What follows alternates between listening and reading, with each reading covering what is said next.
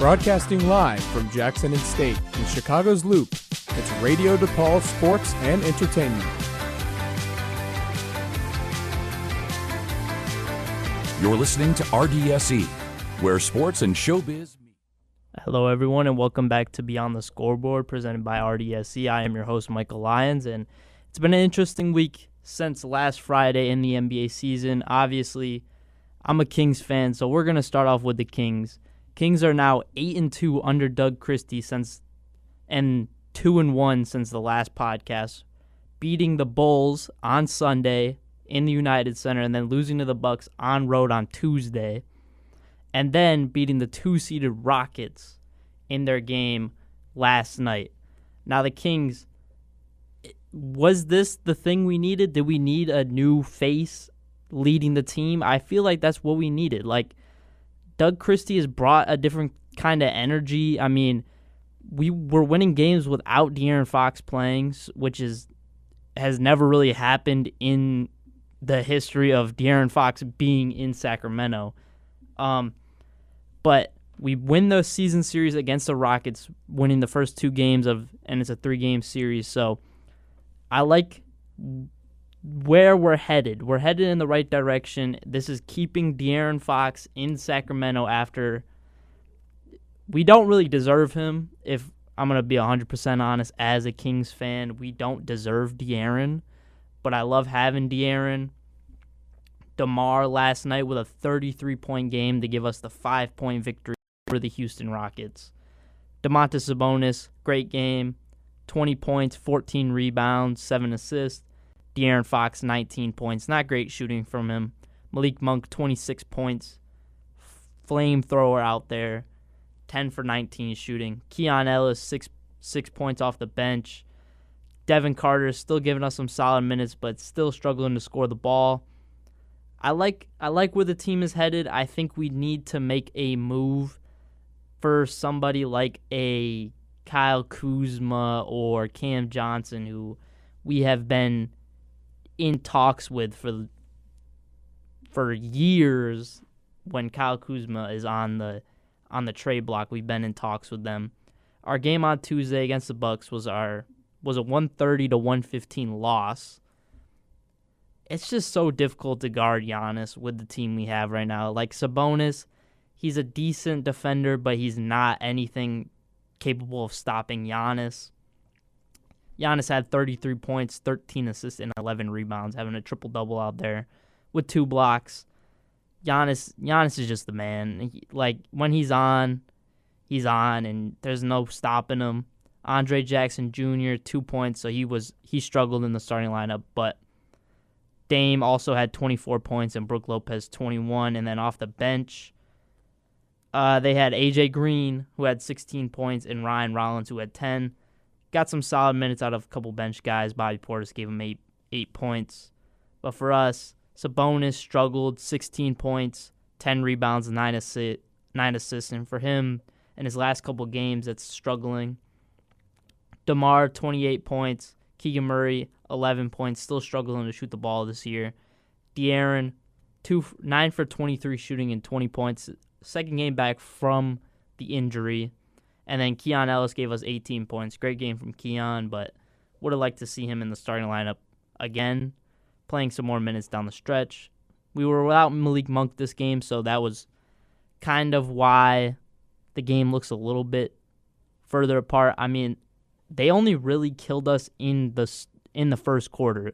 They got out to a 47-26 lead after the first quarter, and then after that, 28-28, 28-27 Sacramento, and then 33-28 Sacramento. So start of that game, if we had Malik Monk out there, hits a couple shots, it might change the game. Then we'll talk about the game on Sunday, which I was at. Loved being in the United Center, great stadium, but obviously loved it more because the Kings won. Got to see my boy Sabonis, got 22 points, 15 rebounds, and 8 assists. DeMar, 21 points in his first game back in Chicago. Felt that he was truly humbled by only being in Chicago for a couple of seasons, but they really showed him love. Keegan Murray, 14 points, still struggling to shoot the ball, like I've been saying. De'Aaron Fox, 26 points in his first game back from injury. Malik Monk, 18. And then off the bench, Keon Ellis gave us 8. Trey Lyles really struggled to shoot the ball. 0 for 6 from 3 and 3 for 10 from the field goal. And then for the Bulls, it was really just Zach LaVine and Lonzo Ball. That third quarter, Lonzo Ball and Zach LaVine were hot. Lonzo was not missing shots. 5 for 8 from the three-point line. 5 for 9 in total. He was hitting clutch shots after clutch shots for them, but they just couldn't keep it going. Zach LaVine, obviously, 36 points. And then that's going to dive us in. Since we are talking about the Bulls' recent loss to the Kings, let's talk about Zach LaVine, a man that needs to be on the move for his career. I know that Chicago loves Zach, but he needs to request a trade and go be on a winning team so people can talk about him more. Because after his 36-point game against the Kings, he now has more 30-point games this season than Donovan Mitchell, LeBron James, James Harden, Ja Morant, Damian Lillard, Steph Curry, Luka Doncic, and Kevin Durant combined. Zach LaVine has 12 30-point games this season, the highest being on Sunday against the Kings with 36 points. Zach LaVine needs to leave Chicago. This has been said year in and year out.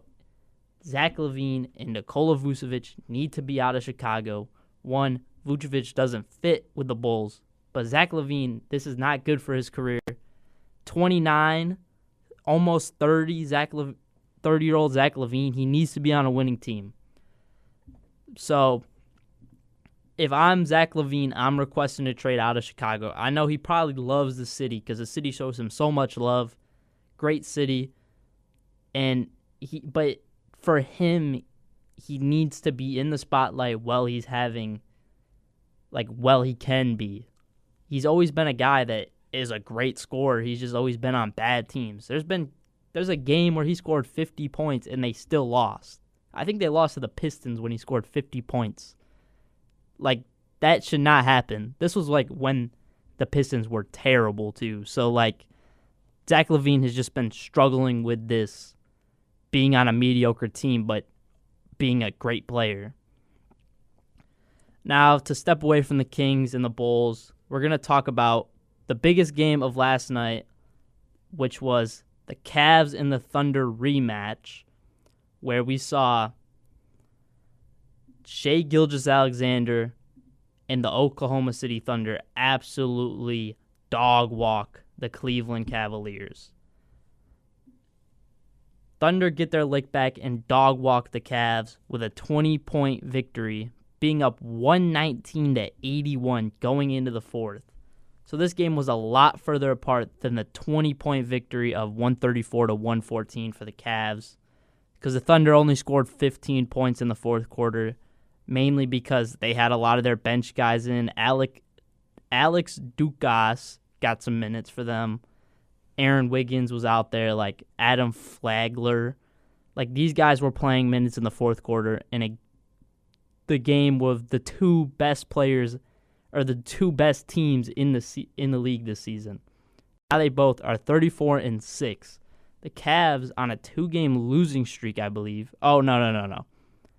2-1 since the last podcast after a loss to the Pacers, but then a couple nights later they came back and beat the Pacers again. Still at the top of the East, but I really think this game showed that the Oklahoma City Thunder are the best team in the league this year, and they're the team to beat. Now, these are they've played their 2 games of the regular season, so we're not going to see them again until maybe they're both in the finals. The first game was a 129-122 victory for the Cleveland Cavaliers over the Oklahoma City Thunder. That was on January 8th. So a little bit more than a week ago. So the biggest takeaway is Shai Gilgeous-Alexander with his 40-point game, 8 assists on 17 for 26 shooting. When Cleveland has a bad game like they had, Donovan Mitchell shooting 3 for 15, Darius Garland 7 for 10, solid game for him, but the bench didn't really give them much. Leading scorer off the bench was Ty Jerome with 12 points. Evan Mobley only gives you 5 points on 2 for 7 shooting. It's just the Oklahoma City Thunder defense.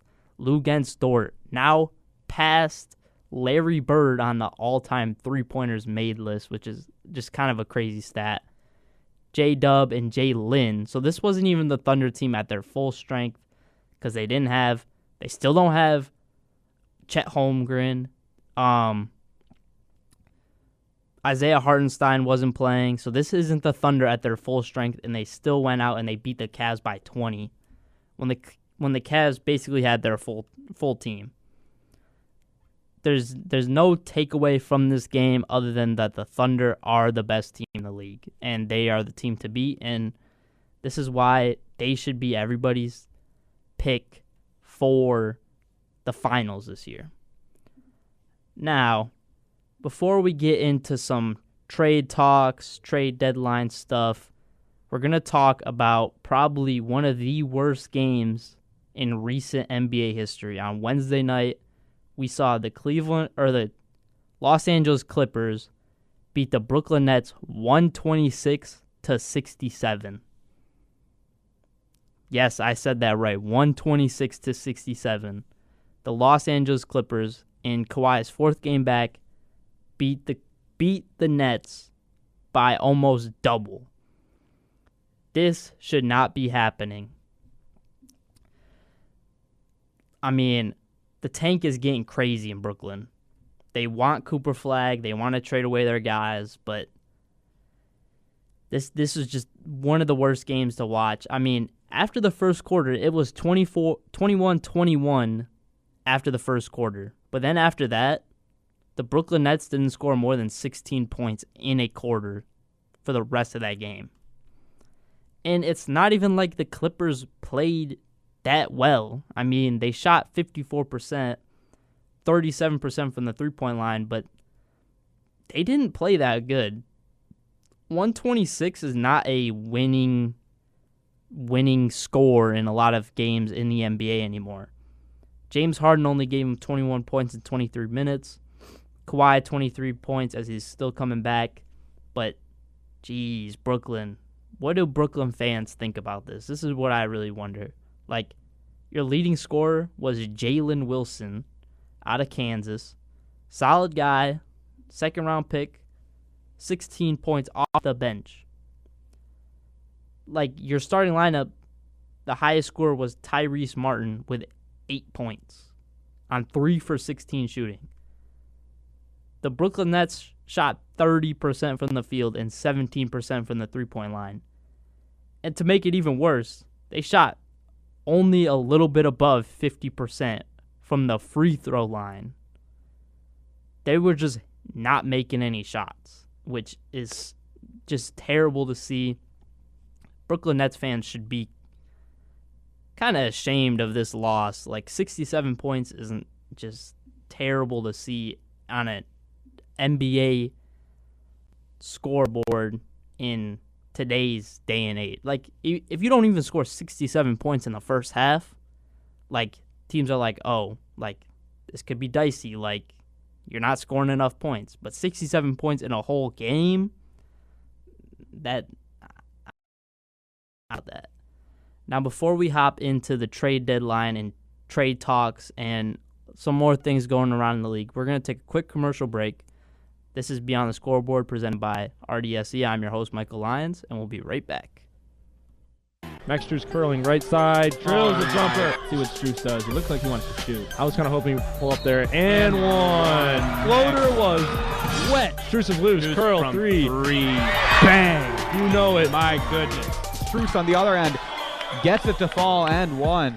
Now up top, he's got a double team. Now it's just Figueroa on him. Nice move. Quick move. Wow. Out of control. Oh, my goodness. Wow, he was out of control, and he finished off glass. That is a new career high for Max Strus. He had 34 earlier this year. He's got 35 now. You're listening to Radio DePaul Sports, the student voice of your DePaul Blue Demons.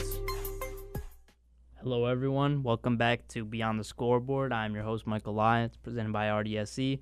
As always, now, before the break, I said we were going to talk about some trade deadlines, some media stuff going on in the NBA, and some trade destinations for some players. So, first thing, we saw the first trade of the deadline season, where we saw Nick Richards and 1 second-round pick from the Hornets getting sent to the Suns for Josh Okogie and 3 second-round picks.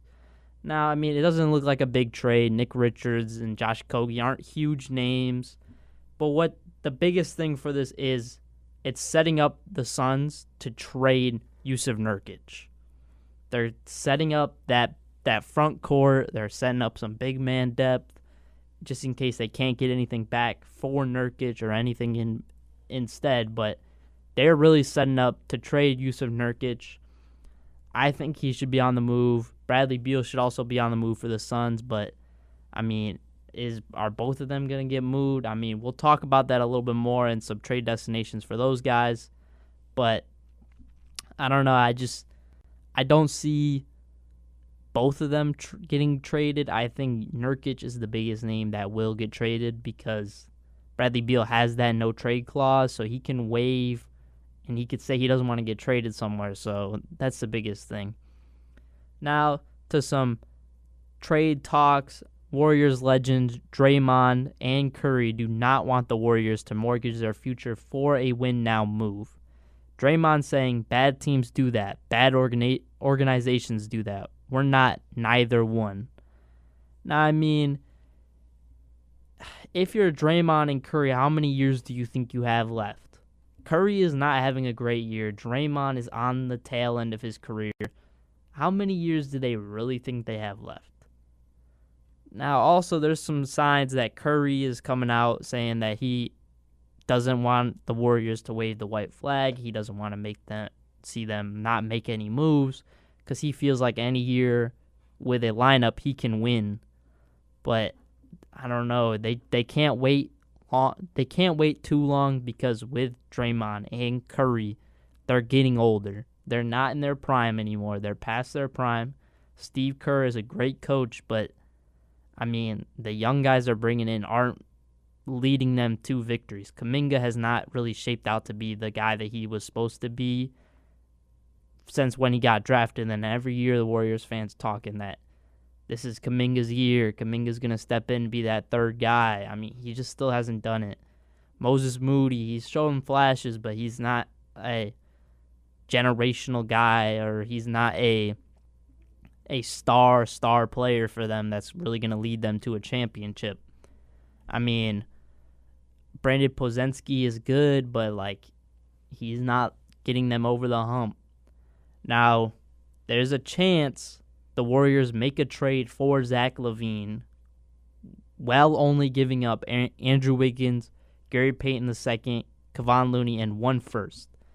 That is a great trade for the Warriors, and it's a great move for Zach LaVine.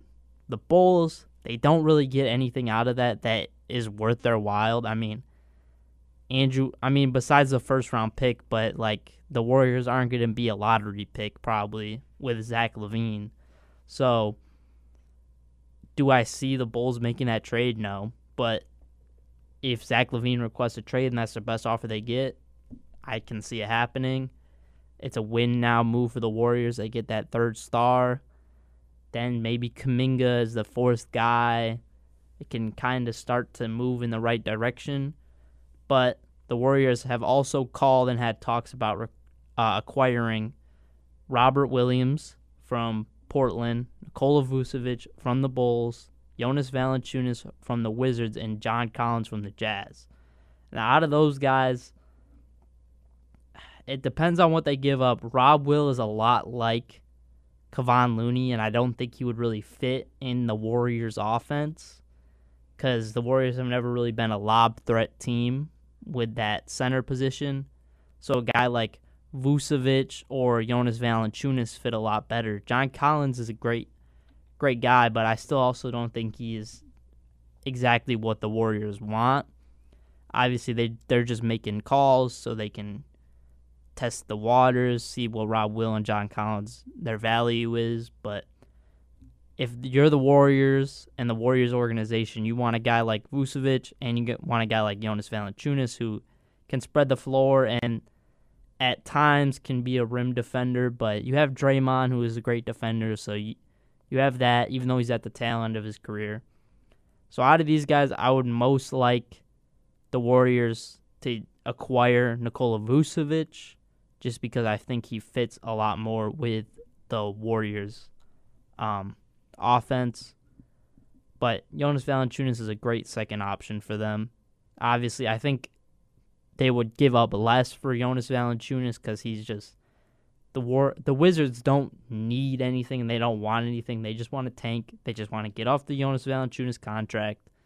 So I think they won't have to give up much for Jonas Valanciunas and Nikola Vucevic. I think maybe they would give up some for John Collins or Rob Will, but Nikola Vucevic is my pick for them. The New York Knicks are trying to also be in the sweepstakes for Jonas Valanciunas if they decide to move on from Mitchell Robinson. Mitchell Robinson, he's a New York guy. The New Knicks fans don't really want to give up Mitchell Robinson, but I mean, he's so injury prone every season. You can never rely on him, and you could pair Cat with another shooting big man, a little bit more of a rim protector than Cat and Jonas Valanciunas. I think that's a great move for them. I mean, their starting lineup would get a little dicey in who they would put. I mean, it would probably be a Jalen Brunson, Mikal Bridges, OG Anunoby, Cat, and Jonas Valanciunas, and then like Josh Hart, all those guys off the bench. Which Josh Hart off the bench, I mean, that's a 6th Man of the Year winner. Like if he comes off the bench all season. So I like the move for the Knicks. It depends on what they got to give up. I don't think they'd probably just give up some draft capital and maybe a younger guy, maybe Jericho Sims, even though he doesn't really hold that much value right now. But they have some picks that they had this last season, so you never know. Don't think the Wizards really want to get much in return for the trade other than some draft capital, so that's one thing. Now we'll move on. I was talking about some positions or areas where some of these guys could move. According to Shams, there's a large 4-team league-shaking trade for some players to get out of bad situations, and that every team, in his words, comes out away with upside. Now, this trade involves the Suns, the Heat, the Bulls, and the Lakers. For the Suns, they would receive Jimmy Butler and Gabe Vincent. The Heat would receive Zach LaVine, Jackson Hayes, and Christian Wood. The Bulls would receive Bradley Beal, Cam Reddish, and a first-round pick from Miami and cash compensation. And then the Lakers would receive Yusuf Nurkic, a 2026 first-round pick, and a 2025 second-round pick, both from Phoenix. If I'm the Heat, I don't know if I want that trade to go through. I mean, obviously you get off Jimmy Butler, he doesn't want to be there, so you get away from that. Zach LaVine moves to a bigger market, a more win-now team, even though the Heat don't really have a chance at winning the finals this year. The Bulls, they get a first-round pick. They get Bradley Beal, who is a big contract, so it would be tough for them to get that. Cam Reddish, maybe you take a chance on him. Maybe he shows you some stuff. You re-sign him in the offseason. The Lakers, they get Yusuf Nurkic, who I don't really think he fits with the Lakers, but you never know. Lakers, they always want to go out and get those bigger name guys, and they get a first-round pick and a second-round pick. The Suns, they get their guy. They get Jimmy Butler. Gabe Vincent is just a throw-in. Maybe he gets some minutes down the stretch if there's injuries, but I mean, if you're a fan of any of these teams, I think you look at this and you're like, yeah, it works. Like, we get something out of it that we want. The Suns, they get their guy. They get Jimmy Butler. The Heat, they get Zach LaVine. They get off Jimmy Butler. The Bulls, they get a first-round pick, but they have to take on the Bradley Beal contract. And then the Lakers, they get a bigger name center to put next to Anthony Davis or come off the bench, and you get a first-round pick. So every team, I guess, does come out with some sort of upside, But I don't think this really, besides the Suns, it doesn't really push any of these teams over the top. I mean, the Heat would kind of just stay in the category they are in now. Because Zach LaVine might be a better scorer than Jimmy Butler, but Jimmy Butler just gives you more. Bulls, they'll stay in that area where they are. They get a great scorer, but, like, team still is not great. Lakers, I mean, Nurkic next to Anthony Davis, I don't really like that pairing, even though Nurkic can knock down the three sometimes, so he could maybe spread the floor a little bit. The Suns are the clear and obvious winner out of this. They get the biggest name in the trade, and they get the guy that Kevin Durant wants, but I don't know.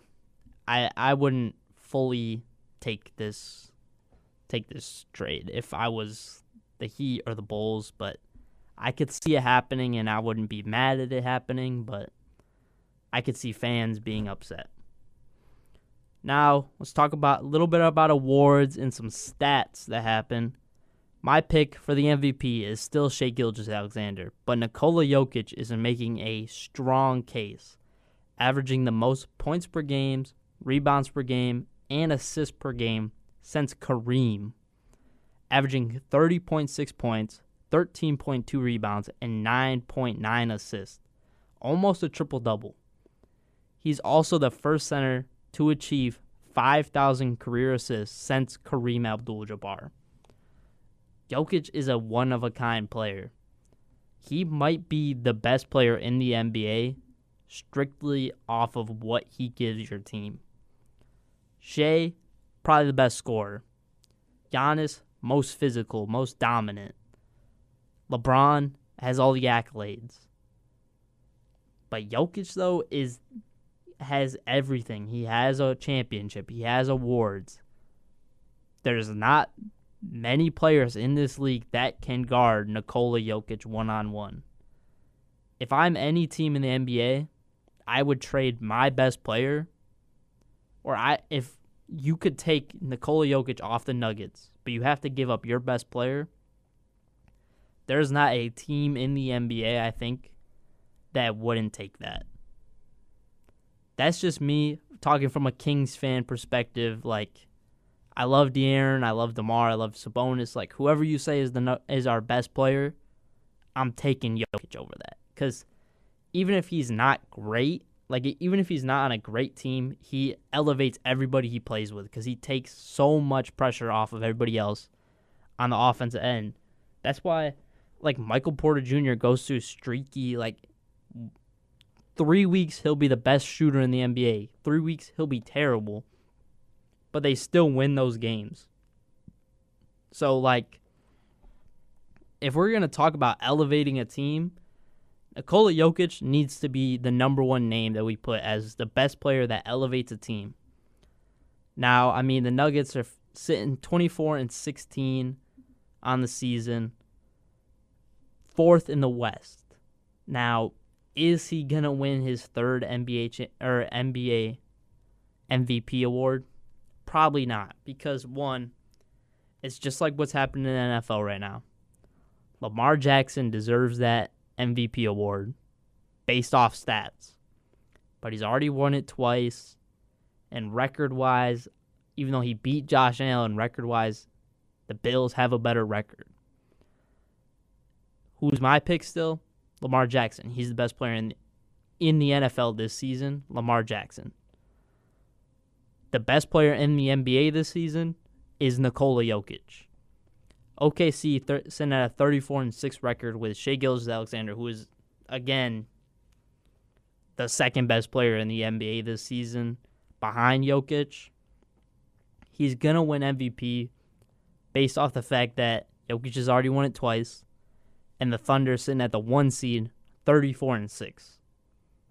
That's why the Thunder and Shai will win MVP. It's not taking away anything from Jokic and saying that Shai is a better player, because even if you talk to Thunder fans, that's a conversation right there of who you take. Do you take, if they're both on the table and you can offer them the same contract, and if you offer them that contract, they're going to say yes, but you can only offer them one of it, you're offering Nikola Jokic, in my opinion, because he's just, unless you want to go for age and you want Shea for longer, but Nikola Jokic at his peak and how he's playing right now is, there's nobody that can stop him. Now, that's most of what I have to talk about this podcast, this show. So, a couple of extra things that I found kind of funny as I'm looking through the standings and stuff. The Toronto Raptors at a 10-31 record. Not great. Obviously, you don't expect them to be great away from home. They have one win in the United States this season, which is kind of a crazy stat this late into the season. They're 9-13 at home, which for a bottom team in the East and the West, like just a bottom team in the league, like 9-13 at home is not bad. But then 1-18 on the road, dang, that's tough to see out of Toronto. But the team, and I want people to comment this, what is your favorite team to watch this season? It could be any team. It could be your favorite team. I just want to know what everybody's favorite team to watch this NBA season is. For me, other than the Kings, because obviously they're my favorite team. So let's say if it's your favorite team, put them. But outside of your favorite team, who is your favorite team to watch? My team, this might sound a little biased because I've always just had a soft spot for Detroit because Isaiah Stewart, I love beef stew. It's going to be the Detroit Pistons. I love the bounce back they're having this season. 21-20 record, so still not great in the broad spectrum of the NBA. Like 21-20, sitting at 9th in the East is not great, but they're giving back bad boy Pistons vibes. Cade Cunningham he's talking smack. He's turning into that guy that we all thought he was gonna be. Isaiah Stewart gives off those bad boy Pistons vibes. I mean, he's from Rochester, New York. If anybody knows about Rochester, New York, you know not a lot of people make it out, and the people that do, they hold a chip on their shoulder. He gives off those vibes. And, I mean, 5A5 to Motown. I commented this on his Instagram the other day. I said 5A5 to Motown. This man fits. It was the best fit for Beef Stew, and I think he's a lifetime Detroit Pistons player. Like, first player since I think Chauncey Billups maybe, or Andre. I don't really remember the stat. But I remember something, I think this was last season or last offseason or the offseason before that, where he was the first rookie extension from the Pistons since either Andre Drummond or Chauncey Billups. But I believe it was Chauncey Billups because that's a lot further back, so it makes it a little bit more of a bigger stat. But, like, he is a Detroit guy, and I want to see Detroit create something and Beef Stew just be there for the long run and just enjoy being in Detroit, living that. He gives off a Bill Laimbeer vibe of, if you come in the paint, he's gonna let you know that he's there. We all know the Isaiah Stewart video of him chasing after LeBron. Last season, he punched, I think it was Yusuf Nurkic or somebody in the face and then got arrested before the game. This is Detroit basketball. This is what it was created off of, and that's why he fits so well with this team. Now, this is not their year. I mean, they still need a couple more years of development, but I love watching them, especially when they're hitting shots. Fun team, fun vibe. They get a lot of energy going. Other than them, for my West Coast pick, I mean, it's tough to go against the Rockets. It's tough to go against the Thunder. Grizzlies, I mean, we all saw that Ja Morant poster on Victor Wembanyama. I mean, people saying it's the greatest dunk in NBA history is a little of an exaggeration, but, I mean, it didn't even count. The foul happened. John Morant just decided he wanted to dunk on Victor Wembanyama. I mean, Vic still jumped, so, yeah, it's on Vic, but I still don't think he fully went for that block like he would have if they didn't call a foul. But Memphis, they're fun to watch. They're getting Gigi Jackson's back soon. I think he just dropped 40-something points in the G League in his first game back. So great to see Gigi back, especially, I mean, he's only 19, maybe about to be 20. And he's a professional scorer, and he's built to be an NBA guy. So I think the Grizzlies, the Kings, and the Pistons are my top 3 teams I like to watch the most this season. Now, let's talk about, the Hornets and the Wizards and the Jazz and the Pelicans. What do they do? These are the bottom 2 teams in each conference. What do they do? Well, the trade deadline is approaching. I mean, obviously the Hornets already made a little move. Do they move on from anybody? I don't believe they do. I mean, they could move on from maybe Miles Bridges and try to get some draft capital back. But, I mean, I don't see them doing that. The Wizards, they definitely need to move on from Kuzma, Valanciunas. And, I mean, if they could also move on from Jordan Poole, if they could just move on from those 3 guys and just tank as best they can and just get Bilal Coulibaly and Bub Carrington and Keyshawn George, get all these guys their minutes they deserve. Alex Sarr, give them guys all the minutes, let them learn. Bring in some vets so they can learn from those vets, but Poole, Kuzma, and Valanciunas are not great vets for these young guys in Washington. So if they could just move on from those guys, I would love to see it. I mean, they're 6-33 right now on an 8-game losing streak. They're looking like the Pistons from last season. Now in the Western Conference, the Jazz, obviously 10-29. They have some bigger names on their roster, but Walker Kessler is always in trade talks, but they still haven't moved on from him. Lauri Markkanen could get moved, maybe, but I don't think he will. Pelicans, I still think they want to keep that roster. They made the DeJounte Murray trade. Zion hasn't been healthy. DeJounte Murray hasn't been healthy because he got injured the first week of the season. This team hasn't got many minutes to play together, so I think they kind of just ride it out.